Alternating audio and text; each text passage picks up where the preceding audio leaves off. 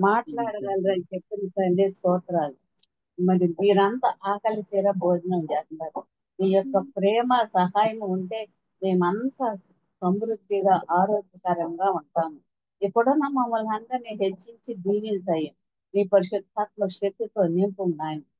వాక్యము మీదయ్యా, మీ ప్రియమెటలతో మీరే మాట్లాడి మహిం పొందుమని అజరేడైన యేసుక్రీస్తు నామంన వేడుకుంటూ ఉన్నాము తండ్రి. ఆమేన్. ఆమేన్. ఇవాళ మానసిక పునరుద్ధరణ. మానసిక పునరుద్ధరణ. ఇక్కడ మనం చూస్తే కీర్తనలు 103:4 మనందరూ తెలుసు, సమాధిలో నుండి ఈ ప్రాణమును విమోచిస్తున్నాను, కరుణ కటాక్షములను నీకు కిరీటముగా ఉంచుతున్నాను. ఆత్మావేశ ఉద్రేక పూరిత దీవెనలు. మహమ్మారి కరోనా సమయంలోనంట మిడతలు నీ మనస్సులోనున్న సంతోషాన్ని సమాధానాన్ని తినేసాయి అప్పట్లో. అంతేకాకుండా సాధారణ నీ మనసులో భయాన్ని, కలవరాన్ని, ఒత్తిడిని, అసమాధానాన్ని, నిరాశను, నిరాశ, బాధ, చింతలు మొదలైన వాటిని వెతకడం మొదలవుతుంది. అమ్మ మీకు వినిపిస్తుందా? హలో, వినపడుతుందండి, చక్కగా వినిపిస్తుందండి. వినపడుతుందండి. ఎందుకంటే నాకు ఎందుకో పోయింది. ఒకవేళ అది పోయినా సరే నా మాట వినిపిస్తే చాలు. అయితే అయితే వినపడుతుందండి. దేవుడు మీతో ఏం చెప్తున్నాడంటే, నా బిడ్డ కరుణా కటాక్షములు నీకు కిరీటముగా ధరింపజేస్తున్నాడని మన ప్రభువారు చెప్తున్నాడండి. మనకి ఇది ఆదరణ కలిగింది కదా. దేవుని వాగ్దానాలు ఉన్నవి ఉన్నట్లుగా మనం అనుకోవాలి. మన జీవితంలో వాగ్దానాలు నమ్మి గైకొని వాటిని సొంతం చేసుకోవాలి. మన యేసు ప్రభు ద్వారా మనందరం విజయం పొందటానికి సిద్ధపడాలి. ఇదే గొప్ప రహస్యం. ఆయనలో మనం విజయం పొందాలి. నూతన పరచబడిన మనస్సు. నూతన పరచబడిన మనస్సు అంటే రోమా 1:2 ఏముందంటే, కాబట్టి సహోదరులారా, పరిశుద్ధమును దేవునికి అనుకూలమునైన సజీవ యాగముగా మీ శరీరములను ఆయనకు సమర్పించుకోండి.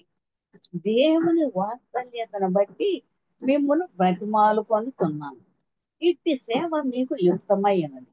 మీరు ఈ లోక మర్యాదలను అనుసరింపక ఉత్తమమును అనుకూలమును సంపూర్ణమునైన దేవుని చిత్తమేదో పరీక్షించి తెలుసుకున్నట్లు మీ మనస్సు మారి నూతనమవుటకు రూపాంతరం పొందమని రోమియోలకు రాసిన పత్రిక చెబుతాడు అపోస్తలుడైన పౌలు. దీన్ని దినచర్యగా నువ్వు తప్పక మనం చేస్తూ ఉండాలండి. అప్పుడప్పుడు ఏంటంటే పరిశుద్ధాత్మకి నీ దేహాన్ని సజీవ యాగంగా మనం సమర్పించాలి. అప్పుడు నీ మనస్సు పరిశుద్ధ తలంపులతో రూపాంతరం చెందుట కొరకు పరిశుద్ధాత్మను మనం ఎప్పుడు అడగాలంట.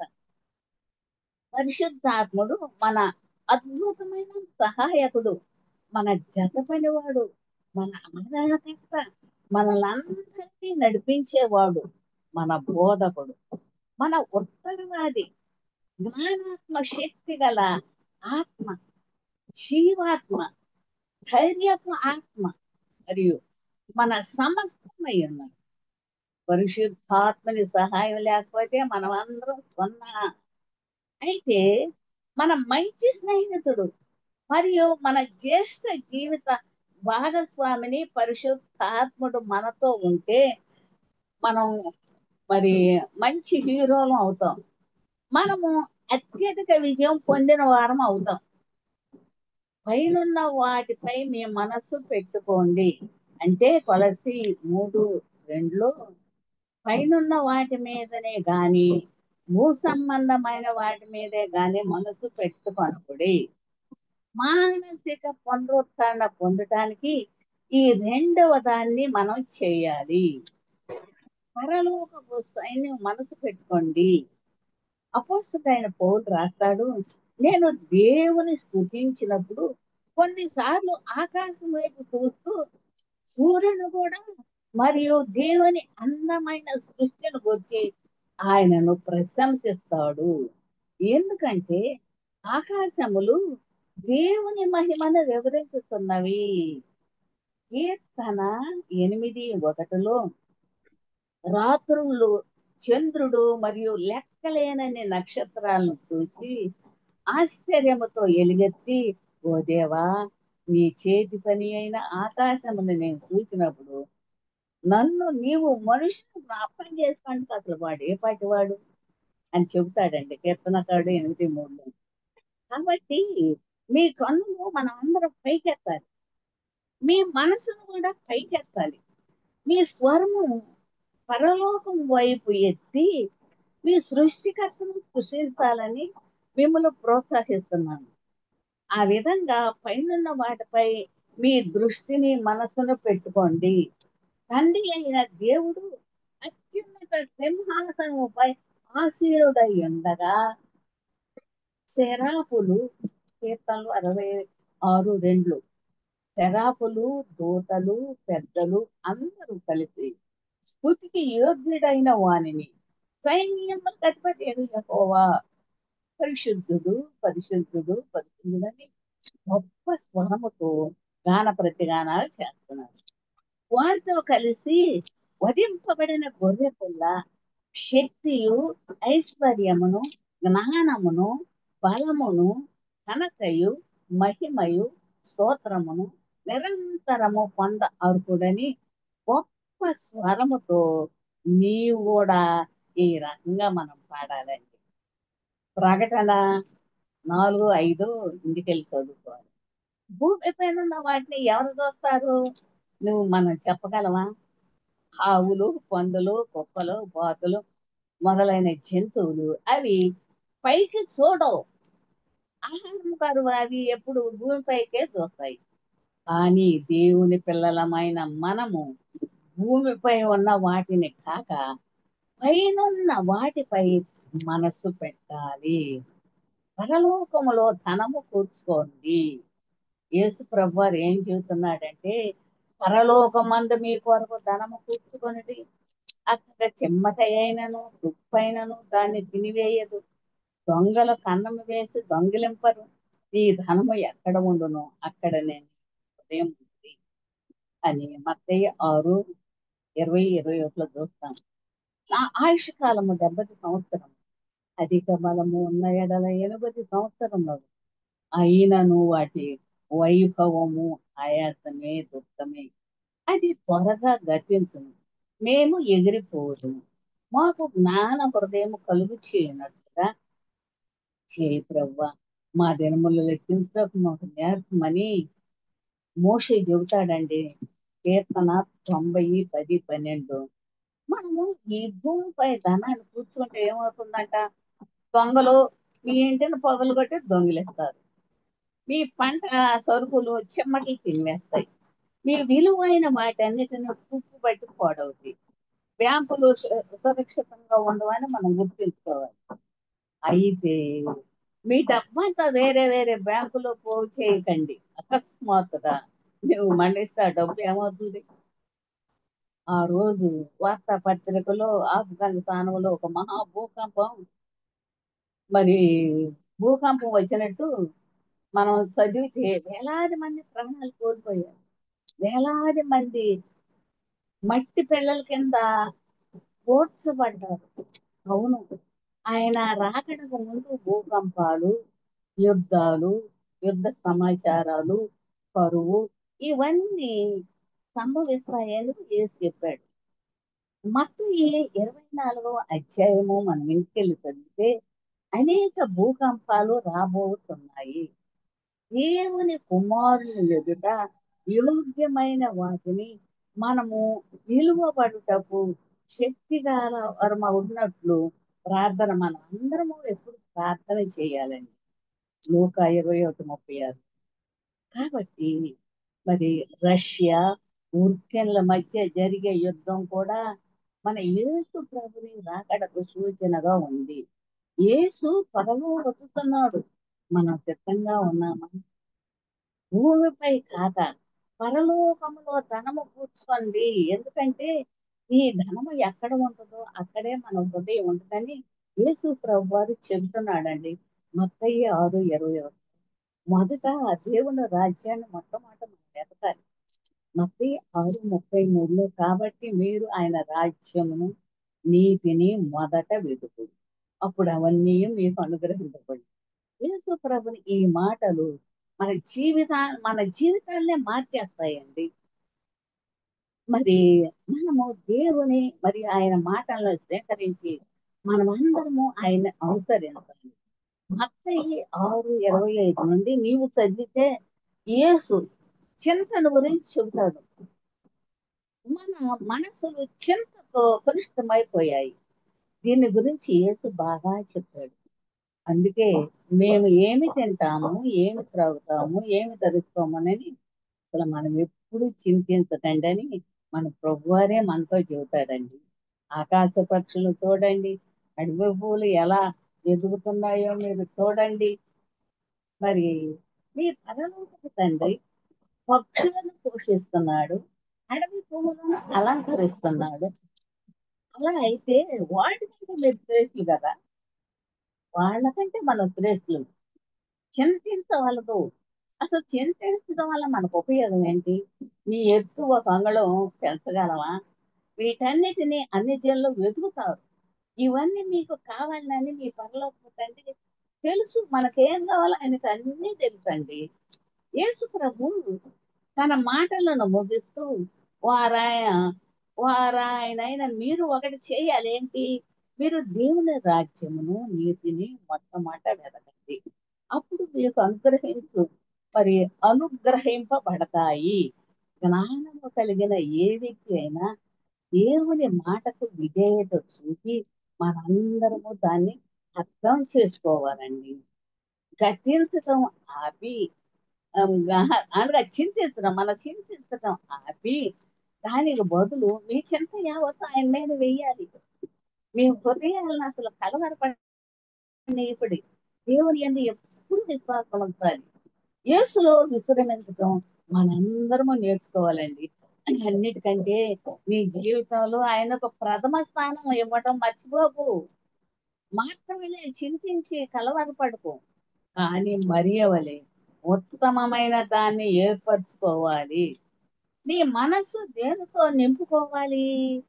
మెట్టుకు సహోదరులారా, ఏ యోగ్యత అయినను మెప్పైనను ఉండిన ఎడల ఏవి సత్యమైనవో, ఏవి మాన్యమైనవో, ఏవి న్యాయమైనవో, ఏవి అపవిత్రమైనవో, ఏవి రమ్యమైనవో, ఏవి ఖ్యాతి గలవో వాటి మీద ధ్యానముంచండి. ఫిలిప్పీలకు రాసిన పత్రిక 4:8.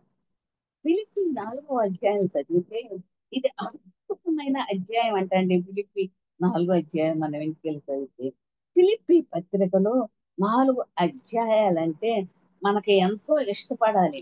ఈ అధ్యాయంలో పౌలు చేసిన శక్తివంతమైన ప్రకటన మనమందరం ఒప్పుకోవాలి. ఎల్లప్పుడూ ప్రభువునందు ఆనందించాలి. ఈ మాటలు చెరసల్లో ఉన్నప్పుడంట పౌలు రాశాడంటండి. పౌలు పట్టబడి చెరసాలలో వేయబడ్డాడు. దేహమంతా నొప్పులు, బాధలు, అటువంటి హీన స్థితిలో ఆయన ఆనందించడం అంత తేలికైందేం కాదు. కానీ అలాగే ఉండాలంట. పౌలు ఏం చెబుతాడంటే దేవుని యందు మనం ఉంటే మనం అలాగే ఉండాలి. ఎందుకంటే మనం సేవించేది ఎవరో మనకు తెలుసా? ఈ లోకంలోనున్న సాతాను కంటే మనం దేవుడు మన గొప్పవాడంట. నీ మనస్సును సంతోషంతో నింపుకో. దేనిని గూర్చి చింతించుడు గాని ప్రతి విషయములోను ప్రార్థన విజ్ఞాపనలు చేత కృతజ్ఞత పూర్వకముగా మీ విన్నపములు దేవునికి తెలియజేయుడి అని చెబుతుంది. కనుక ప్రార్థించు, ఆయనకు స్తుతులు చెల్లించు, ప్రార్థించి స్తుతించి ఆయనకి ఎప్పుడు వందనాలు చెల్లించాలి. మీరు పైనున్న వాటిని చేసినప్పుడు సమస్త జ్ఞానముతో మించిన దేవుని సమాధానము యేసు క్రీస్తు వలన మన హృదయాలకు మన తలంపులకు కావలి ఉంటాడు. వీటన్నిటిలో మీ మనస్సు నింపుకోవటం నించుకోమని చెబుతుంది. తప్పుగా ఉన్న వాటిని కాక ఏవి సత్యమైనవో వాటితోనూ, చౌకగా ఉన్నవి కాక ఏవి ఘనమైనవో వాటితోనూ, అన్యాయమైనవి కాక ఏవి న్యాయమైనవో వాటితోనూ, అపవిత్రమైనవో కాక ఏవి అపవిత్రమైనవో అపవిత్రమైనవి కాక ఏవి అపవిత్రమైనవో వాటితోనూ, అంత అందహీనమైనవి కాక ఏవి రమ్యమైనవో వాటితోనూ, అపఖ్యాతి కలువ చేసిన వాటితో కాక ఏవి ఖ్యాతి గలవో వాటితోనూ, ఏ యోగ్యతైనను మెప్పైనను ఉన్న ఎడల వాటి విషయంలో మనం ఆలోచించాలి. వీటన్నిటిని నువ్వు తప్పక చేసినప్పుడు మానసిక పునరుద్ధరణ మనకు కలుగుతుందంటండి. ఇవన్నీ మనం చేస్తే మానసిక పునరుద్ధరణ కలుగుతుందంట. కీర్తన 103:4 ఏం చెబుతుందంటే, కరుణా కటాక్షములను కరుణ మరియు కటాక్షములను మనకు కిరీటముగా ధరింపజేస్తున్నాడని చెప్తుందండి. మరి మన తండ్రి ప్రేమమూర్తి అండి. దేవుడు ప్రేమ స్వరూపి. ఆయన కరుణ కటాక్షములు మెండుగా కలిగిన వాడు. రోమా 9:15 అందుకు మోషే ఎలాగ చెబుతున్నాడు, ఎవరిని కరుణింతువో వాడిని కరుణింతును, ఎవని ఎడల జాలి పడదో వాని ఎడల జాలి చూపుతాను అని ఆయన మోషేతో చెబుతున్నాడు. కీర్తన 103:11 భూమి కంటే ఆకాశం ఎంత ఉన్నతముగా ఉన్నదో ఆయన యందు భయభక్తులు గలవారి ఎడల ఆయన కృప అంత అధికముగా ఉన్నదని చెప్తుందండి. దీని అర్థం ఏంటంట, దేవుని కటాక్షము పొందేంత వరకు ఒక షరతు ఉంది. అదేమంటే ఆయన యందు భయభక్తులు కలిగి ఉండాలి. కీర్తన 103:13 ఇవన్నీ మనకు తెలిసినవి. కీర్తన 103:13 తండ్రి కుమారుని ఎడల జాలి పడినట్లు యెహోవా భయభక్తులు గలవారి ఎడల జాలి పడును అని మనం చూస్తాము. కనుక జాలి, దయ, కరుణ, కటాక్షము పొందటానికి షరతు ఏమిటంటే దేవుని యందు భయభక్తులు కలిగి ఉండటం అండి. మన పరలోక ప్రియతండి మరలా చెప్పేది ఏంటంటే, నీవు తిరిగి సమకూరుస్తానని చెప్తున్నాడు. పోగొట్టుకున్న ప్రేమ, మొదటిగా నీవు పోగొట్టుకున్న ప్రేమను తిరిగి ఇవ్వడం ద్వారా నీ మనస్సు పూర్వస్థితికి తీసుకురావాలని దేవుడు కోరుతున్నాడు.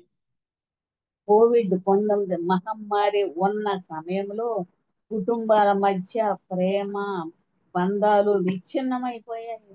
సామాజికం అనే పేరుతో కుటుంబాలు వేరు చేయడంలో సాతాను సఫలుడయ్యాడు. ఒకవేళ భర్త కరోనా వస్తే భార్య సోకితే అతడు ఆసుపత్రిలోకి ఇంట్లో వేరుగా ఉండవలసిందే. అతని భార్యకు కానీ పిల్లలకు కానీ అతని దగ్గరకు వెళ్ళలేరు. ఇది ఎంతో విచారం కదా. అదే విధంగా భార్యకు కానీ పిల్లలకు కానీ ఇది సోకితే కుటుంబంలోని వారెవ్వరు వారి దగ్గరకు వెళ్ళలేదని మనందరికీ తెలుసు. అయితే ఆ విధంగా కుటుంబాలలోనే కాక సంఘాల్లో, స్కూళ్లలో అన్ని చోట్ల ప్రేమ బంధాలు మరుగుపడిపోయాయి. ఇది లాక్డౌన్ సమయంలో జరిగింది. దీన్ని ప్రపంచమంతా అనుభవించింది. ఈ రోజు కూడా కోవిడ్ ఆగిపోలా. ప్రజలంతా దానితో పోటీ పడటం నేర్చుకున్నారు.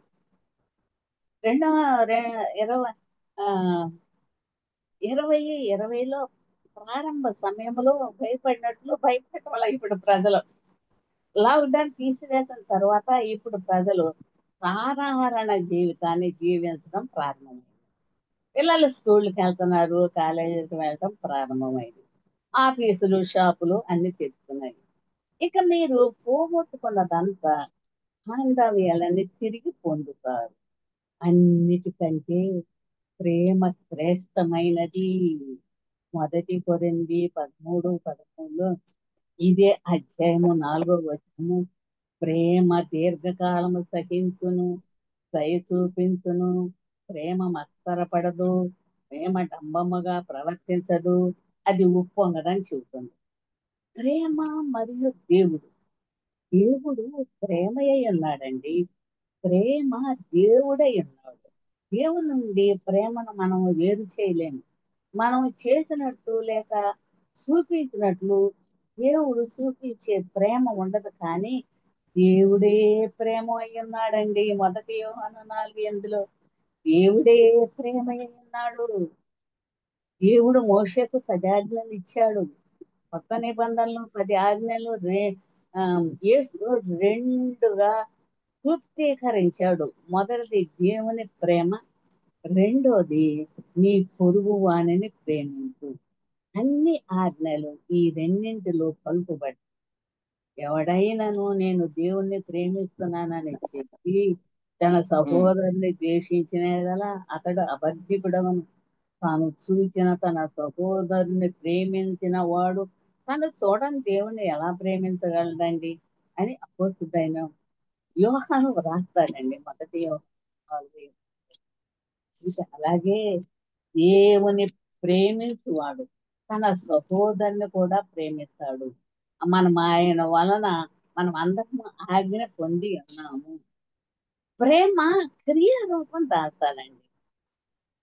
మరి మనమందరం క్రియారూపంలో ఉండేటట్టు మనం అందరం చూసుకోవాలి. మరి ప్రేమించడం తిరిగి ప్రేమను పొందడం. మనము గౌరవించాలి, ఇతరుల గౌరవాన్ని కూడా తిరిగి పొందడం. శాంతిని, సంతోషాన్ని, డబ్బు, దయ ఇవ్వండి. అప్పుడు వాటన్నిటిని మీరు తిరిగి పొందుతారు. ఎందుకంటే నీవు ఏమి విత్తుతావో దాన్నే కోస్తావు అని మన పరలోకపు తండ్రి నియమాలు. అంటే నీ ప్రేమను విత్తితే నీవు ప్రేమనే కోస్తావు. నీవు సమాధానాన్ని విత్తితే నీవు సమాధానాన్నే కోస్తావు. నీవు సంతోషాన్ని విత్తితే నీవు సంతోషాన్నే కోస్తావు. నీవు ధనాన్ని విత్తితే నీవు ధనాన్ని కోస్తావు. నువ్వు కనికరాన్ని విత్తితే నీవు కనికరాన్నే కోస్తావు. నీవు దయను విత్తితే నువ్వు దయను కోస్తావు. నీవు చిరునవ్వు విత్తితే నీవు దాన్ని కోస్తావు. భాషలలో మాట్లాడుట కంటే ప్రేమ కలిగి ఉండటం చాలా శ్రేష్టమైనది. మనుషుల భాషలతోనూ దేవదూతల భాషలతోనూ నేను మాట్లాడినను ప్రేమ లేని వాడనైతే మురోగెడు కంచును గణగడలాడు తాళమున ఎందునని అపోస్తుడైన పౌలు 1 కొరింథీ 13 చెప్తాడు. అపోస్తుడైన పౌలు 1 కొరింథీ 12 ఆత్మీయ కృపావరములను గురించి వ్రాశాడు. కాగా ఒక అవయవము శ్రమ పడుతున్నప్పుడు అవయవములన్నీ దాంతో కూడా శ్రమ పడతాయి. ఒక అవయవము ఘనత పొందినప్పుడు అవయవములు అన్ని దానితో సంతోషిస్తాయి. తర్వాత 1 కొరింథీ 14 ప్రేమ కలిగి ఉండుటకు ప్రయాసపడుడి అని చెప్తుంది. పౌలు భాషతో ఎవడైనా సంఘములో మాట్లాడితే ఒకడు అర్థము చెప్పవలెను. అర్థము చెప్పువాడు లేని ఎడల అతడు సంఘములో మౌనముగా ఉండాలని ప్రభువు చెప్తాడు. అలాగే పరిశుద్ధుల సంఘాలన్నిటిలో దేవుడు సమాధానమునకే కర్త గాని అల్లరికి కర్త కాడు. ప్రేమ కొరకు ప్రయాసపడండి. ఎందుకంటే భాషలతో మాట్లాడుట కంటే ప్రేమ చాలా శ్రేష్టమైనది. ప్రవచించుట కంటే ప్రేమంట శ్రేష్టమైనదంటండి. ప్రవచించు కృపావరము కలిగి మర్మములన్నీయు జ్ఞానమంతయు ఎరిగిన వాడైనను కొండలను పెకలించగల పరిపూర్ణ విశ్వాసము గలవాడైనను ప్రేమ లేని వాడైతే నేను వ్యర్థుడను అని 1 కొరింథీ 13. ఆ వాక్యాన్ని గమనించండి. ప్రేమించు కృపావరమున కలిగి మర్మములన్నీ జ్ఞానమంతా ఎప్పటికప్పుడు కొండలను పెకలించగల పరిపూర్ణ విశ్వాసము గలవారమైనప్పటికీ ప్రేమ లేని వాడవైతే వ్యర్థులము. నేను కూడా వ్యర్థము. కనుక ప్రేమ ఎంత ముఖ్యమో ఒకసారి మనం గమనించండి. ప్రవచించుట అద్భుతమైన వరము. ఆ వరము పట్ల మనమందరము ఆశ కలిగి ఉండాలి. అందుకే అంత్య దినముల యందు యేసు మనుషుల మీద ఆ ఆత్మను కుమ్మరించదు. మీ కుమారులను కుమార్తెలను ప్రవచిస్తారు, మీ యవనస్తులు దర్శనము కంటారు, మీ వృద్ధులు కలలు కంటారు. ఆ దినములలో నా దాసుల మీదను దాసురాండ్ర మీద నా ఆత్మను కుమ్మరించదు, కనుక వారు ప్రవశించెదరు. ఈ అపొస్తలుల కార్యముల గ్రంథము 2:17-18 దేవుడు చెప్తున్నాడండి. యోవేలు 2:28 కూడా అదే చెబుతున్నాడు. ఎస్కేలు 37 అధ్యాయంలో దేవుడు ఎస్కేలును ఎండిన ఎముకలున్న లోయలోనికి తీసుకువెళ్ళాడు. ఎండిన ఎముకలు బ్రతుకున్నట్లు ప్రవచింపమని దేవుడు అతనితో చెప్పాడు. అలాగే మృతమైనవన్నీ బ్రతుకున్నట్లుగా అనగా నీ చుట్టూ ఉన్న ఎండిన ఎముకలపై, నీ దేహములో మృతమైన అవయవములపై, నీ పట్టణములపై, గ్రామాలపై, నీవు పనిచేసే స్థలములపై, నీ పిల్లలపై ప్రతి ఒక్కరూ ప్రవచించాలని దేవుడు కోరుతున్నాడు. చెదరిపోయిన ఆత్మలన్నీ పునరుద్ధరింపబడతాయి. మన దేశం పునరుద్ధరింపబడాలని యేసు నామములో మనం అందరం ప్రకటించాలి. అవును, ప్రవచనము పరిశుద్ధాత్ముని అద్భుతమైన వరం అంట. అయినప్పటికీ ప్రేమ ప్రవచనము మరియు అన్నిటికంటే శ్రేష్టమైనదని మనం గ్రహించాలంట. ఈ ప్రవచనానికన్నా ప్రేమ చాలా ముఖ్యం అంటండి. కరుణాకటాక్షములను నీకు కిరీటముగా ఉంచుతున్నానని దేవుడు నీతో చెప్తున్నాడండి. ఆయన ఇంకా ఏం చెబుతున్నాడు అంటే, నా బిడ్డ, పర్వతములు తొలగిపోయినను మెట్టలు దద్దరిల్లినను నా కృప నిన్ను విడిచిపోదు, సమాధాన విషయమై నా నిబంధన తొలగిపోదు అని నీ యందు జాలుపడు యెహోవా సెలవిస్తున్నాడని యెషయా గ్రంథము 54:40 మనకు. నా బిడ్డ, మనందరం ఆయన బిడ్డలం కదా. నా బిడ్డ, నేను నిన్ను శాశ్వతమైన ప్రేమతో ప్రేమిస్తున్నానని ఆయన మనకు చెబుతున్నాడండి. యెరెమీయా 31:3.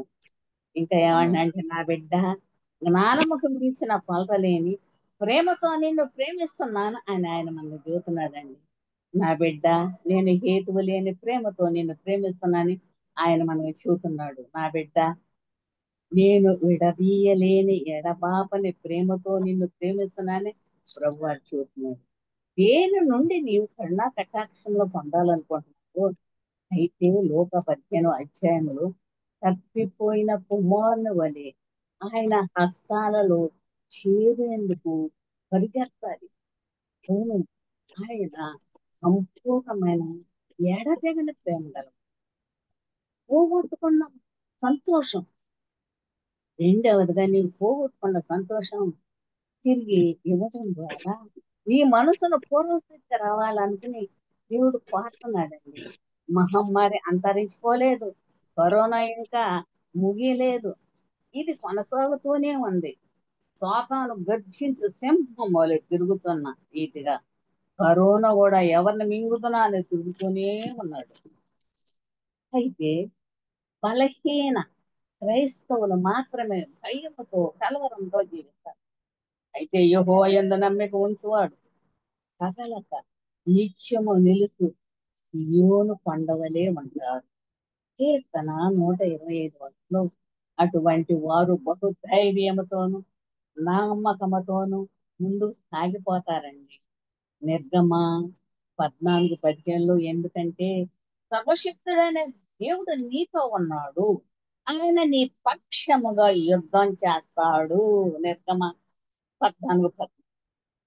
మహమ్మారి విషయములో మిడుతలు నీ సంతోషాన్ని హరించి వేసినట్లయితే నీవు దాన్ని తిరిగి తీసుకోబోతున్నావు.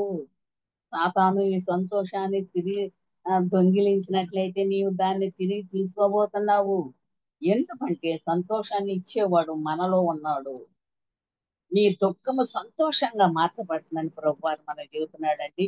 యోహాను 16:2. ఎవరు నీ సంతోషాన్ని ఆహ్వానించలేదు. అని ప్రభువారు చెబుతున్నాడు. మన సంతోషము పరిపూర్ణమై ఉందని ఆయన చెబుతున్నారు. ఎల్లప్పుడూ ఆనందించండి, ప్రభునందు ఆనందించడానికి ప్రభువారు చెబుతున్నారు. ఫిలిప్పీలకు రాసిన పత్రిక 4:4. అపోస్తుడైన పౌలు చెరలో ఉండి ఈ విధంగా వ్రాయటం అంత తేలికైంది ఏం కాదండి. మనలో ఎవరు అటువంటి స్థితిలో లేరు కాబట్టి మనం ఆనందించేందుకు సంతోషించేందుకు బలమైన కారణం ఉంది. నీ దేహము నలిగిపోయినా పర్వాలేదు, నీ నీ దగ్గర బంధువులు నిన్ను విడిచిపెట్టినా, నిన్ను త్రోసివేసినా పర్వాలేదు.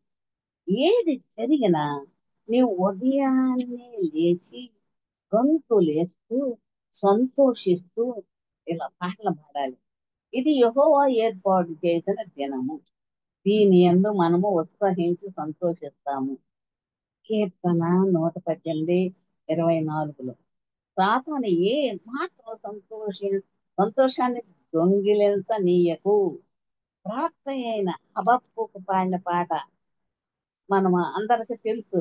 అంజూరపు చెట్టు పూయకుండాను, ద్రాక్ష పండ్లు ఫలింపకపోయినాను, ఒలివ చెట్లు కాపు లేకపోయినాను, చేనులోని పైరు పంటకు రాకపోయినాను, గొర్రెల దొడ్డిలో లేకపోయినాను, రాలలో పశువులు లేకపోయినాను, నేను ఎక్కువ ఎందు ఆనందించాను.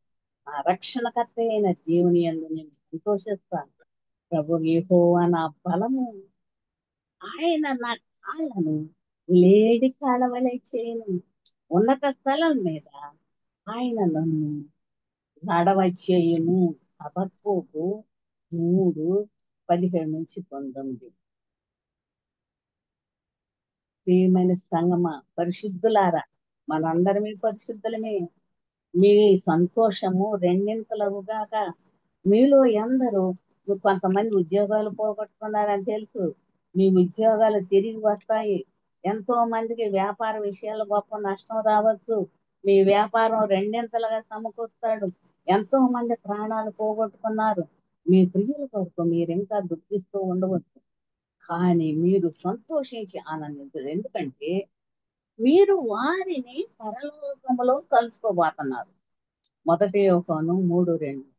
నీలో సంతోషం ఉంటేనే గాని నీవు దాన్ని ఇతరులకు ఇవ్వలేవు. నీకు ఉన్నదాన్ని నీవు ఇవ్వగలవు. కాబట్టి సంతోషపరిచే నదిలాగా మనం ఉండాలంట. ఒక నదిలాగా, ప్రవహించే నదిలాగా ఉండాలంట. కీర్తన 46:4.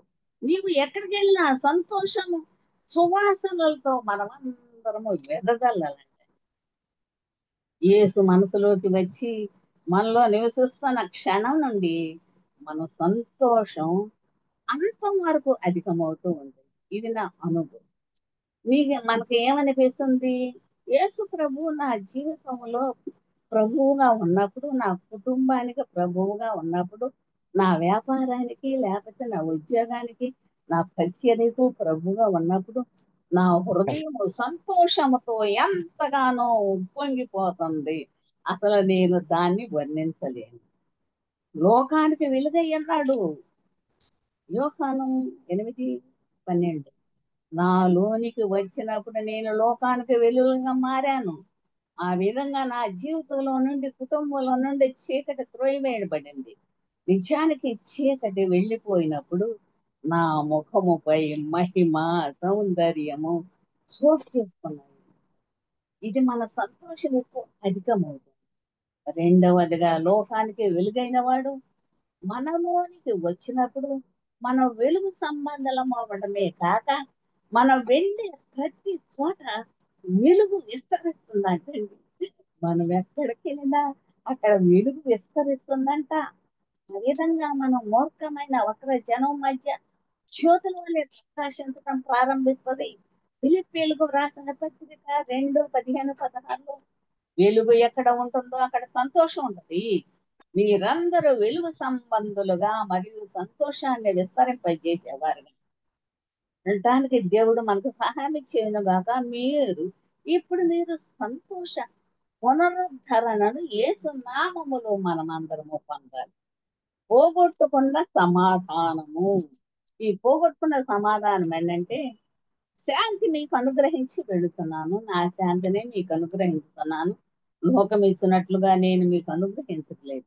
మీ హృదయమును కలవరపడనీయకుడి, వెరవనీయకుడని యోహాను 14:20 దేవుడిగా నీవు పోగొట్టుకున్న సమాధానం తిరిగి సమకూర్చాలని దేవుడు కోరుతున్నాడు. నీ జీవితంలో కుటుంబంలో ప్రేమ సంతోషం లేనప్పుడు సహజంగా సమాధానాన్ని కోల్పోతావు. అది మహమ్మారి ఉన్న సమయంలో జరిగింది. ఎంతో మంది బ్రతకాలనే ఆశను కోల్పోయి చివరకు ఆత్మహత్య చేసుకునే పరిస్థితికి దారి తీసింది. ప్రేమ సంతోషము సమాధానం అనేవి ఆత్మ ఫలములలో ఉన్న మొదటివి. గలతీ 5:22-23లో సాతాను పని ఏంటంటే నీ నుండి వీటన్నిటిని దొంగిలించాలి. అయితే మన ప్రియ రక్షకుడు నీకు సమృద్ధి అయిన సమాధానాన్ని, సమృద్ధి అయిన సంతోషాన్ని, సమృద్ధి అయిన జీవాన్ని నీవు అనుగ్రహించాలని మన ప్రభు కోరుతున్నాడండి. యోహాను 10:10 నీ పాపను ఒప్పుకొని నీ జీవితంలోనికి యేసును స్వీకరించిన క్షణాన సమానాధిపతి నీ జీవితానికి వచ్చాడని మర్చిపోకండి. యోహాను సువార్త 9:6 కనుక ఎవ్వరు నీ సంతోష సమాధానాలను దొంగిలించలేదు. నా శాంతిని మీకు అనుగ్రహించుతున్నాను. లోకం ఇస్తున్నట్లుగా మీకు అనుగ్రహించట్లేదు. నా శాంతిని మీకు అనుగ్రహించుతున్నాను. మేకులతో గుత్తబడిన తన చేతులను శిష్యులకు చూపుతున్నప్పుడు ఈయన ఈ మాటలు చెబుతున్నాడండి. ఆయన పునరుద్ధరణ అయిన తరువాత శిష్యులకు ఆయన ప్రత్యక్షమైన ప్రతిసారి మీకు సమాధానము కలుగునుగాకని వార్త చెప్పాడు. యోహాను సువార్త 20:19 మనం చూస్తాము. ఈ గొప్ప సద్గుణమైన సమాధానం ఎంత ముఖ్యమో మనం గమనించండి. అవును, సమస్త జ్ఞానములకు మించిన సమాధానం యేసుక్రీస్తు వల్ల మనకు అనుగ్రహించాడు. ఫిలిప్పీ 4:6 నిజమైన సమాధానాన్ని మనకు అమ్మ మీరే ఒక్క నిమిషం అండి అమ్మ. అబ్బాయి మీరు వెళ్తున్నారా? సరే ఇంటే వెళ్ళండి. ఆ మేస్త్రికి చెప్పండి. మీరు చెప్పండి. నేను కొంచెం పని మీద ఉన్నాను, మీరు వెళ్ళిపోండి. అమ్మ ఒక్క నిమిషం. సరే. మరి నేను దేవునితో నడవటం ప్రారంభించాను. సేవ చేయనప్పుడు గొప్ప సమాధానాన్ని మనం అనుభవించాలి. మరి మనము నీతో గాని నీ చుట్టుపక్కల ఉన్నవారితో గాని సమాధానం లేకుండా ఉంటే నీ మనసు కలగ చెందుతుంది. అనడంలో ఏమాత్రం సందేహం లేదండి. అది మానసిక రుగ్మతకు దారి తీస్తుంది. అప్పుడు డాక్టర్లు యేసు దగ్గర వైద్యం అప్పుడంటే డాక్టర్లు యేసు దగ్గర వైద్యం తీసుకోవాల్సిన అవసరం ఉంది. ఆయన దగ్గరికి వెళ్ళి నీ హృదయాన్ని కుమ్మరించాలి. ఆయన నిన్నెన్నడూ నిరాశపడు. మరి అమ్మ ఒక్క నిమిషం ఉండ. చెప్పయ్యా, వస్తున్నాను, ఉండండి ఒక్క నిమిషం.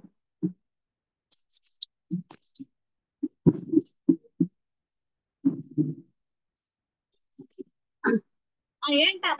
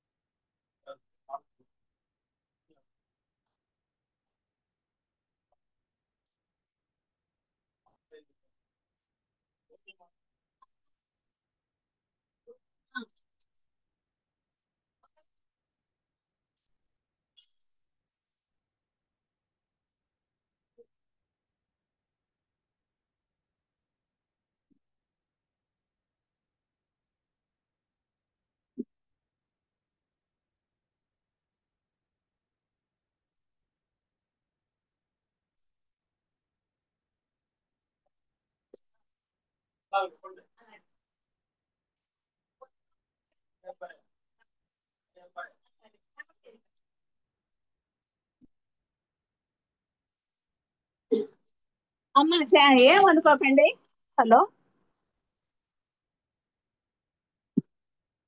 చెప్పండి అమ్మగారు. మీకు వినిపిస్తుందా? వినిపిస్తుందండి. సరే సరే.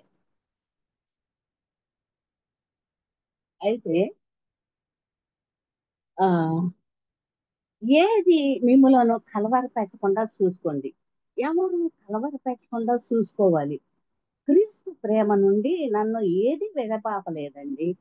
కరువైన, బాధైన, అస్వస్థత అయిన, కరోనా అయినా, చివరకు మరణమైన, యేసుక్రీస్తు నందున్న దేవుని ప్రేమ నుండి మనల్ని ఎవరు ఎడబాపలేదు అని చెప్పమని రోమీయులకు రాసిన పత్రిక 8:35-29లో మనం చూస్తాం. కనుక నిబ్బరము కలిగి ధైర్యంగా ఉండండి.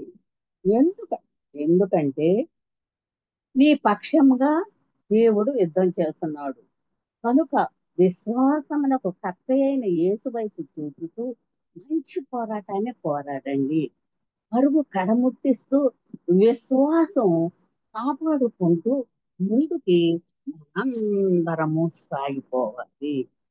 అప్పుడు నిర్గమ 10:14-15 అప్పుడంట నీవు సమాధానము పొందటమే కాక పరలోకంలో స్వర్ణ కిరీటం పొందుతామంట మనందరము. ఇప్పుడు నువ్వు చేతులెత్తి సమస్త జ్ఞానమునకు మించిన దేవుని సమాధానాన్ని పొందుకో. యేసు నామములో మానసిక పునరుద్ధరణ ప్రకటిస్తున్నాను. పోగొట్టుకున్న నిరీక్షణ, ఒక్క నిమిషం 2 నిమిషాలు చెప్పి ఇది నేను ముగిస్తాను. పోగొట్టుకున్న నిరీక్షణ అయితే ఇక్కడ మనం చూసుకున్నట్లయితే మరి అన్యులలో ఈ మర్మము యొక్క మహిమైశ్వర్యం ఎటుదో అది అనగా మీ అందున్న క్రీస్తు మహిమ నిరీక్షణ గలవాడున్నాడని ఆ సంగతి దేవుడు మన పరిశుద్ధులకు తెలుపుకోరి ఇప్పుడు ఆ మర్మము వారికి బయలుపరచెను. కొలస్సీ 1:27. మరి 4వది మహమ్మారి సమయంలో ప్రజలు ఆశలంట వదులుకున్నారంటండి. ఇప్పుడు మహిమ నిరీక్షణ యేసుక్రీస్తు నీలో నివసిస్తున్నాడని మనం అందరం జ్ఞాపకం చేసుకోవాలి. మనకు తెలిసినట్లు యోబు తన జీవితంలో భయంకరమైన సంక్షోభాన్ని అనుభవించాడు. యో మరి ఆ, ఒక చెట్టు పెళ్ళగించినట్లు ఆయన నా నిరీక్షణ ఆధారము పెళ్ళగించిన అని వాపోతాడండి యోబు. ఒక్కసారి మన జీవితంలో తుఫానులు చెలరేగినప్పుడు మనం కూడా అలాగే అనిపిస్తుంది.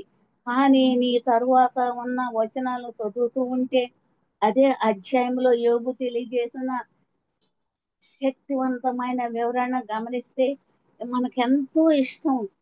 అతడు ఎలుగెత్తి అయితే నా విమోచకుడు సజీవుడు, తరువాత ఆయన భూమి మీద నిలుచునని నేను ఎరుగుదును.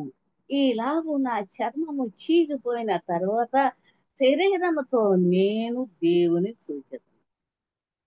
నా మట్టుకు నేను చూచెదను, మరియు ఎవడునో కాదు, నేను కన్నులారా ఆయనను చూచెదను.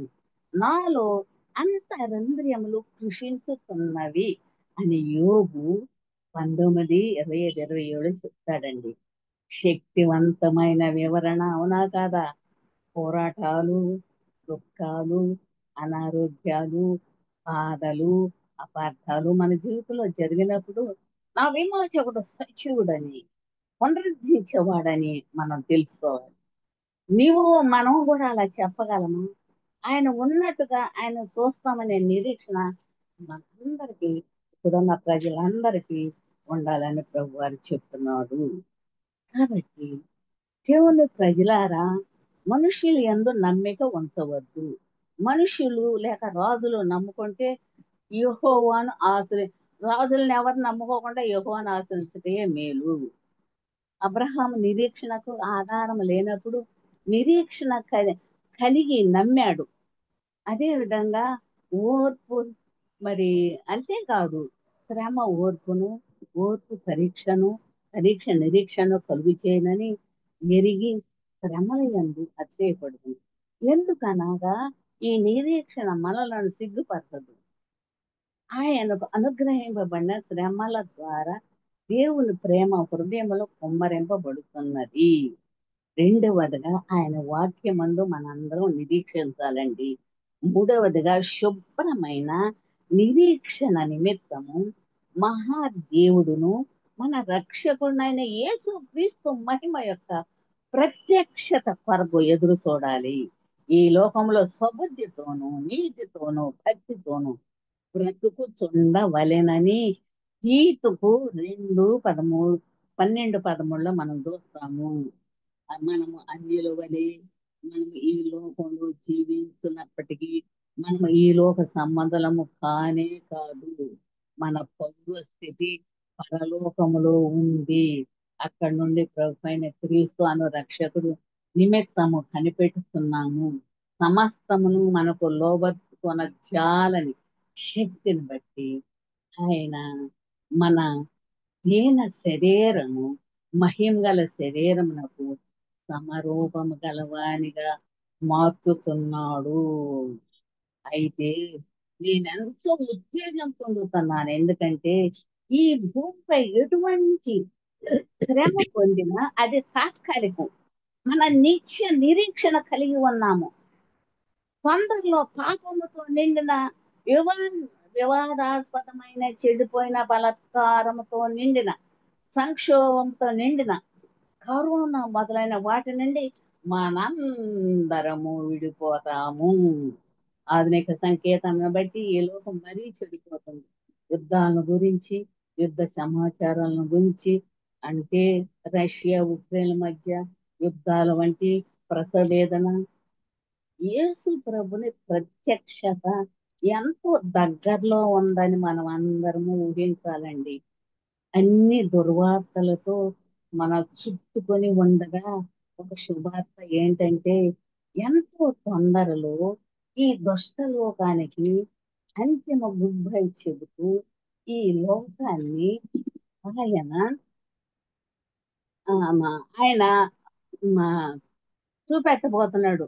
మన శుభప్రదమైన నిరీక్షణ ఏమిటంటే ఆయన ఉన్నట్టుగానే ఆయనను చూస్తాము కనుక ఆయనను పోలి ఉండుమని మనం ఎరుగుతాము. క్రీస్తునందు మరణించి మనలను విడిచి వెళ్ళే వారిని కూడా మనలను మనం కలుస్తామని గుర్తుపెట్టుకోవాలి. 2 మాటలు ముగిస్తాను. మన జీవిత శ్మశానంలో ముగిసిపోయినందుకు దేవునికి వందనాలు.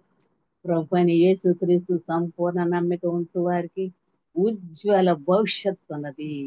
కీర్తన 103 మన ఆయువు గడ్డి వలె ఉన్నది అని జ్ఞాపకం చేస్తుంది బైబిల్లో. మన ఆయువు ఊపిరిని నీటి బుడగకు, పువ్వుకు, ఆవిరికి మొదలైన వాటికు పరచబడింది.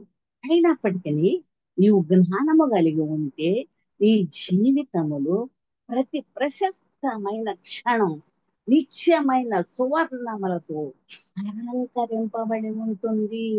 రండి పరలోకం వైపు మీ చేతులెత్తి దేవునితో నాకు శుభప్రదమైన నిరీక్షణ ఇచ్చినందుకు నీకు వందనాలయ్యా. కేవలము నీ అందే నిరీక్షణ ఉంచుట నాకు సహాయం చేయ. ఇప్పుడే యేసు నామముల నిరీక్షణ పునరుద్ధరణ పొందుకో. యేసు నామములో మానసిక పునరుద్ధరణ పొందుకో. దేవునితో కొంత సమయాన్ని గడిపి ఆయనతో మాట్లాడు, ఆయనను స్తుతించు, ఆయనకు వందనాలు చెల్లించాలి. నీ జీవితకాలం అంతా ఆయన పరిచర్య చేస్తూ ఆయనను ప్రేమించు. దేవుడు నిన్ను ఎందుకు పునఃస్థితికి తీసుకొస్తున్నాడో, ఆయన నిన్ను శేషంగా ఎందుకు ఉంచాడు, ఒకే ఒక ఉద్దేశం అండి. అదేమంటే నీవు ఆయన కొరకు జీవించి ఆయన నామమునకు మహిమ తీసుకొచ్చేందుకు దేవుడు ఈ విషయాలన్నిటిలో మీకు సహాయము చేయును గాక. ఇలాంటి విషయాల్లో దేవుడు మనందరూ సహాయం చేసి ఆదరించును గాక.